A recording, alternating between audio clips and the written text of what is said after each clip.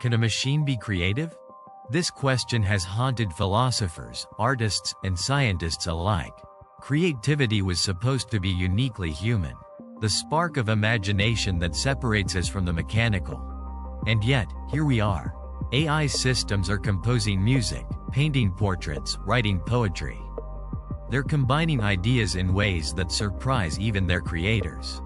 But here's what fascinates me most. AI creativity isn't replacing human creativity. It's amplifying it. Artists are using AI as a collaborator, pushing their work into territories they couldn't explore alone. Think about it. A painter can now iterate through thousands of variations in minutes. A musician can blend genres in ways never before possible. A writer can explore narrative possibilities at the speed of thought. The machine doesn't understand beauty.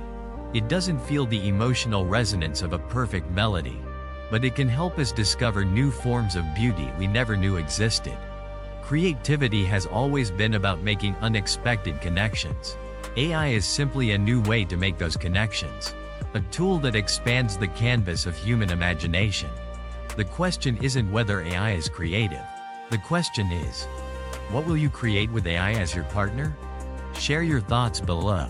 How do you think AI is changing creativity?